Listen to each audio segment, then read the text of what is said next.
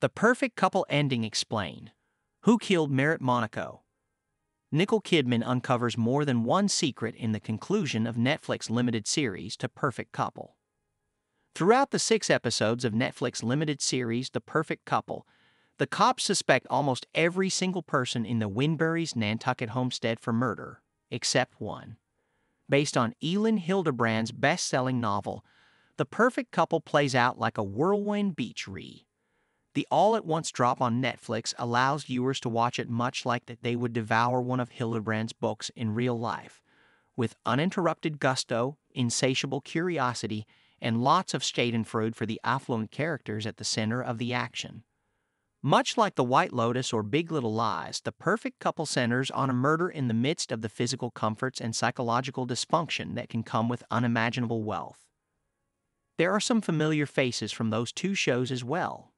Nicole Kidman, familiar from oh so many things, but also a pivotal character from Big Little Lies, plays Greer Garrison Winbury, a world-famous romance novelist who churns out paperbacks faster than her rabid fans can read them. Megan Fahey from The White Lotus plays the victim, the Instagram-famous party girl Merritt Monaco, who has traveled to the Winbury home for her bestie Amelia's wedding, only to end up drowned in the ocean on the evening of the rehearsal dinner. Who killed Merritt? And why?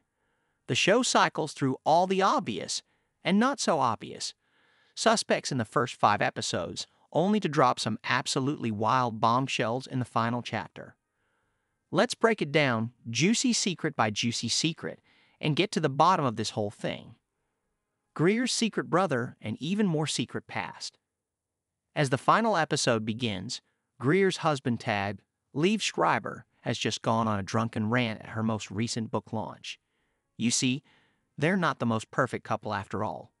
Mostly because Tag cheats on her all the time and has gotten multiple women pregnant, including Merritt. But he's no killer. He's pissed at Greer for attempting to frame him for Merritt's murder, and once he gives the cops the information from his Fitbit-type device, it shows that he was snoozing in bed at the time Merritt died, but the second sleeper was awake.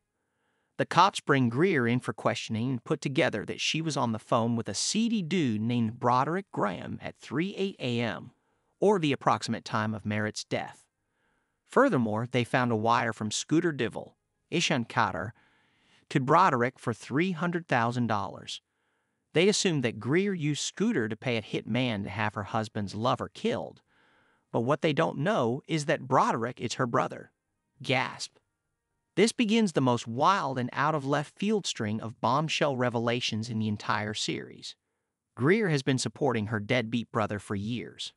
Okay, that's not that salacious, but the existence of a secret brother seems to come out of absolutely nowhere.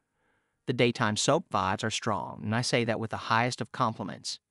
Then, when Greer comes back home, she unleashes a breathless, buff-eyed tirade about the capital T truth of her and Tag's relationship. They were never the perfect couple. You see, Broderick was also Greer's John when she was young, and she was a highly paid escort. Tag was a client who was so smitten with her that he ended up locking her down for life. And in an ironic twist of fate, Greer ended up paying for everything with her hard work all along. The pentobarbital red herring. Now, why would Greer have to pay for everything if the Winbury family is literally made of money? Well, there's a trust, you see, and the trust doesn't release until all of the Winbury children, presumably all of Tag's offspring, turn 18. It feels weird that Tag wouldn't have his money until his kids came of age, but I guess that trust can be set up in all sorts of crazy ways. I don't know. Most of us will never have to actually know how trusts work, so let's just play along. The Winbury kids are scandalized by this reveal about their mom, but there's still a killer on the loose. Amelia's mom chooses this moment to pull her own reveal, namely that she had 3 pills of pentobarbital in her medicine bag for emergency self-euthanasia purposes in case the pain related to her cancer became unbearable on the trip. This is obviously a very sad twist in the narrative, but The Perfect Couple doesn't dwell on the tragedy of it all. Instead, the show flips to the douchiest of the Winbury sons, Thomas, Jack Rayner, as we get to see the shenanigans he got up to on the day of the rehearsal dinner. Thomas often stole pills from other people in a prep school game he called prescription roulette. So when he nabbed a pill from Amelia's mom, he thought it was an oxy, not a potential harbinger of death.